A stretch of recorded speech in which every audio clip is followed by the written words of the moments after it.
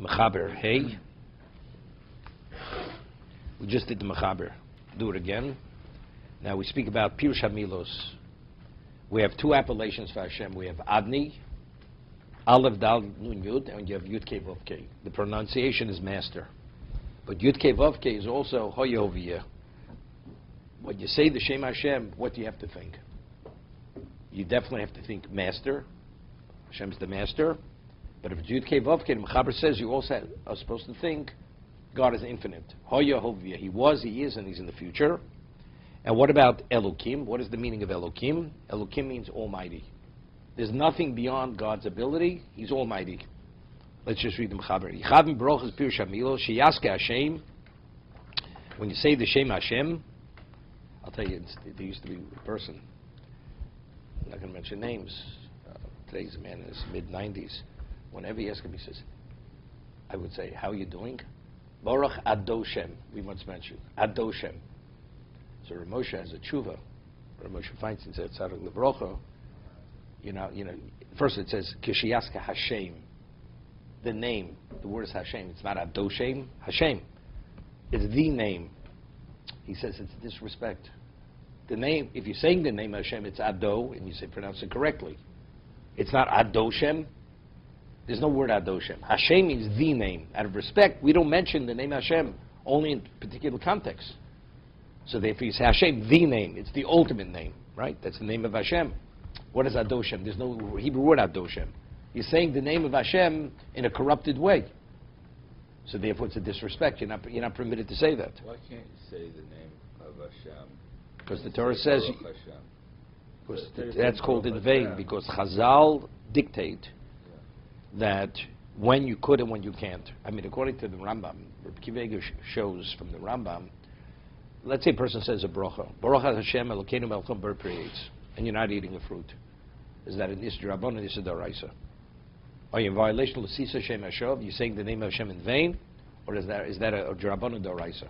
So Tosfos says it's rabbinical. It's not in vain. You're declaring Hashem is Hashem Elokeinu Melech Haolam, the creator of the fruit of the tree.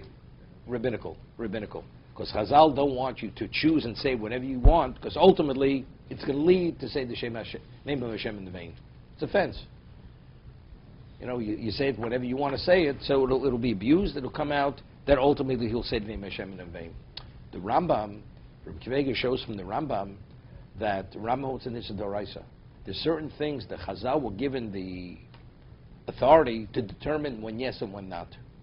And they determined only when you eat, that's when you say a bracha. When you do a mitzvah, that's when you say a bracha. To introduce the mitzvah. Any other time, if you say the Shem Hashem, it's an Issa D'Oraisa. Because the Rambam, when he cites the Issa D'Oraisa of L'sisa Shem Hashem, you're not permitted to say the name of Hashem in vain, he says you're not permitted. And he says, and he gives examples like saying a bracha she'eina tzricha, a bracha which is not necessary. So Rabbi Akiva says, and he speaks about swearing in the name of Hashem. One has one's Rabbanah, one's D'Oraisa. How does the Rambam just couple them all together?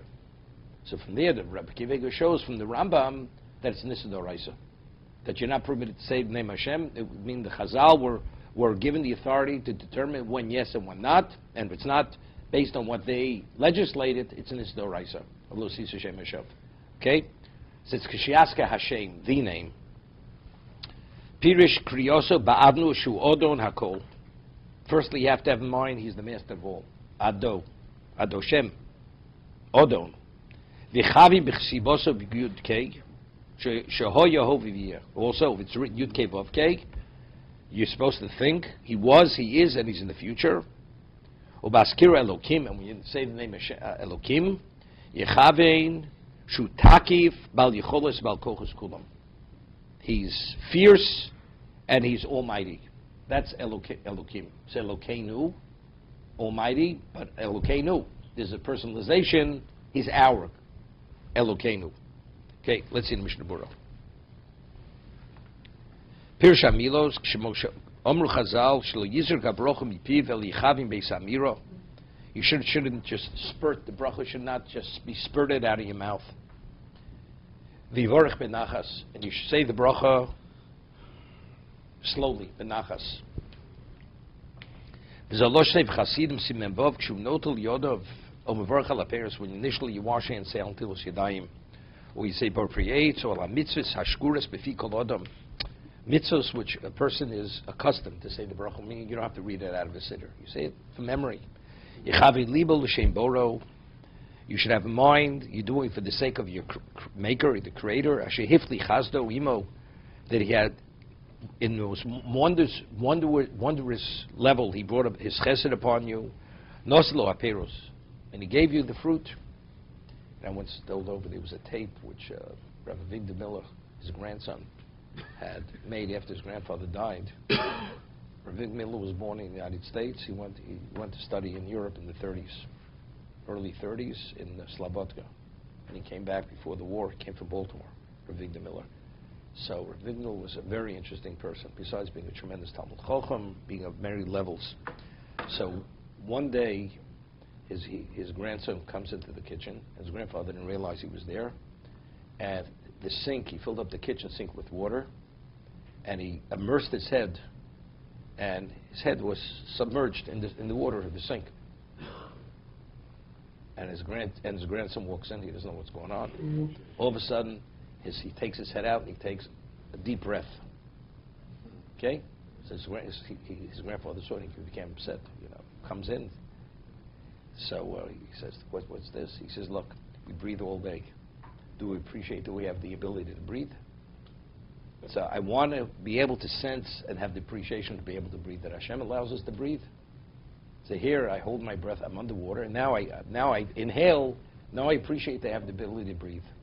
When he would take an apple, a red apple, before he'd say Vayeitzei, he would look at the apple, the shape of the apple, the color of the apple, the freshness of the apple, how firm the apple was, and he would think to himself, look at this beautiful creation God gave us to be able to benefit from its aesthetic, its shape, its texture, its sweetness, and then he would say the bracha. This is exactly what he's bringing in the name of the Sefer Hasidim, that Hashem in his most wondrous way did chesed us, to give us the fruit, o alechem leihonos mehem, to be able to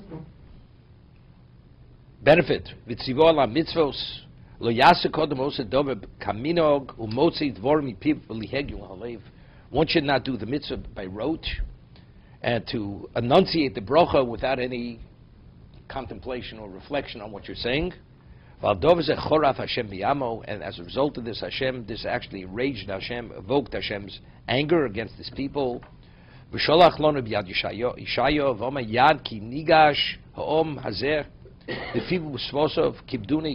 This people, they approach me with their mouths and with their lips, but their hearts are far from me. I always say, we begin the Shmon Esrei, Hashem sosai tiftoch ufiyagiti lo secho. Hashem, right, sosai tiftoch, and let our mouths enunciate your praises. Avrami, what do we say it for? Do we speak all day? Do we ask God to give us the ability to speak? But before Shmon Esrei, you say Hashem sosai tiftoch ufiyagiti lo secho. Let's say you say to Shmon Esrei, and your mind is elsewhere. Is that praise? It's a disgrace. God knows what's in our hearts. That's exactly this posuk. They approach me with their mouths and their lips, but where their minds, where their hearts, it's elsewhere. It's a disgrace. What, are you being two-faced with God? It's a disgrace. Here you're saying you're this, you're that, but where's your mind? It's elsewhere. What does this evoke? It evokes the greatest level of what? Of wrath, chas v'sholom, against Klal Yisrael. So we ask Hashem, do you have control over your mind? It's difficult. As much as you want to focus, the mind wanders. So we ask Hashem for the siyata d'shmayo, Hashem sosai tiftoch ufiyagiti lo secho, that you should open mouths, that the mouth should enunciate your praise. Because the mind is not connected to what you say, it's not praise, it's a disgrace. That's the tefillah of Hashem sosai tiftoch ufiyagiti lo secho. First we don't say fi yomarti lo secho, yagid. What's Yagid? We always speak about Yigarto Levincho. Haggadah, I'm going to tell something that you haven't heard before, something new. Every time we say the Amidah, the Shmon Esrei, it should be something as if it's the first time. If it's the first time, then the mind engages and you're in touch with what you're saying. Ufi Yagid, it should be with that same newness. We should stand before Hashem and say His praises. It's not simple. Not easy. It takes tremendous training and many things. We're going to see later. We'll see later. There's a halacha. It's based on the Gemara Brachos that if you come into a shul, you have to wait before you start davening what it takes to walk Daled Amos.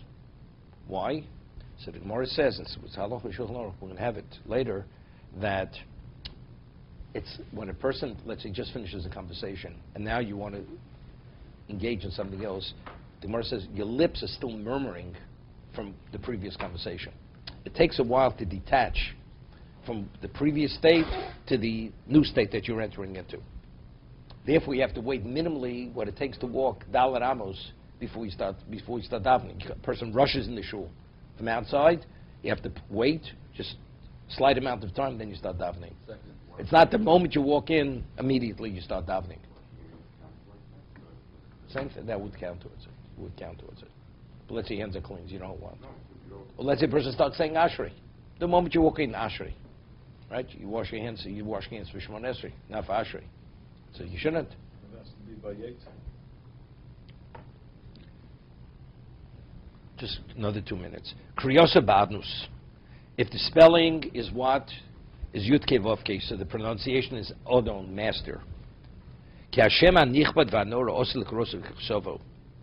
The great name, the awesome name of Hashem, you're not permitted to read it as it's written, Yudke Vovke, right?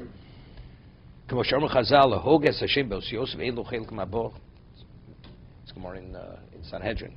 If one enunciates, pronounces Yudke Vovke according to its spelling, you have no share in the world to come. It's the ultimate level of disrespect. El etzorach l'kroski lo yekosef shem adni. You know, they speak about the witnesses. We don't even say that. They call themselves witnesses, whatever they call it. We don't, because again, there's a question what the pronunciation Yud Kei Vav Kei was. If you follow the vowels, that's the pronunciation. But that's what they call themselves. Even though he's a J. Doesn't make a difference. Doesn't make a difference. Doesn't make a difference. Because it's at such a level of holiness, we don't. The Kohen in the Beis Hamikdash, when he would duchen, he would say the Shem Hashem. Right? In Foresh, Shem HaGodel, he would enunciate it the way it was pronounced.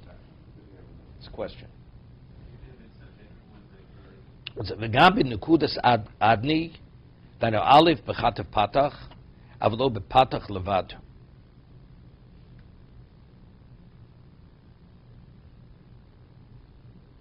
או בשבול לבד, והדל וחולם, we'll leave this for tomorrow. Okay. Rabbi, I don't know if I asked this before, but when I say Shabbos Heroes, I always say Shem Hashem. You should say the Shem Hashem. Some don't, but you should. You should or should not? You should. Yes.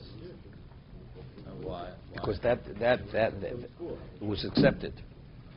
But you can't make up your own smears. Right. First of all, Sephardim are much more lenient than Ashkenazim when the Shem Hashem.